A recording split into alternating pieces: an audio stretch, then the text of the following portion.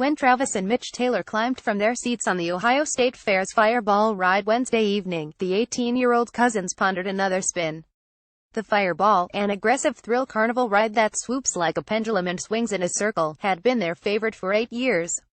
But Travis had just arrived at the fair in Columbus and was hungry, so he suggested they first get some food.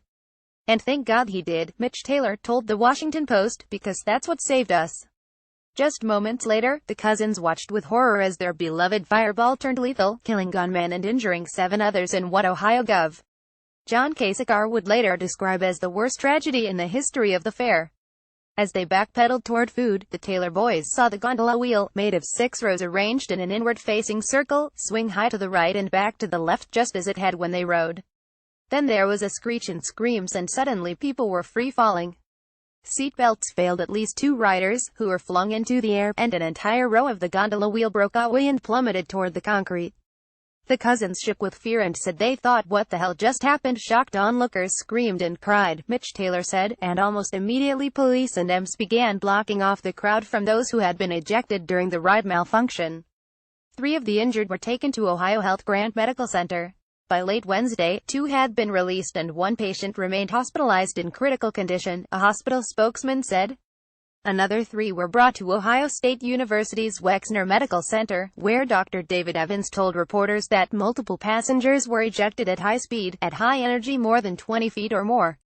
Just after 4 a.m., the hospital said that 1 of the patients was in serious condition and 2 were in critical condition. The victims vary in age, from teenagers to at least 1 in their 60s.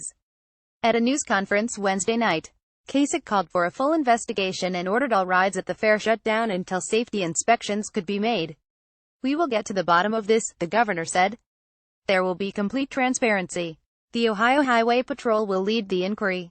Last year, more than 900,000 people attended the fair, which is one of the nation's largest, according to Cleveland.com. It's kind of hard to imagine you have family that goes to a state fair and those calls come, that there was a terrible accident, a terrible tragedy, and someone you love is involved, Kasich said.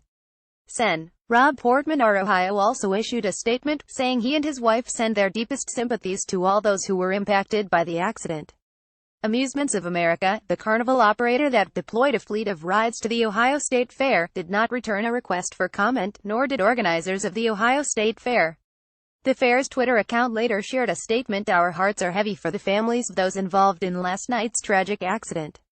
The fatal Fireball malfunction prompted California State Fair organizers on the other side of the country to shut down the attraction to its guests, reported NBC affiliate KCRA3, even though it had not been flagged for safety issues.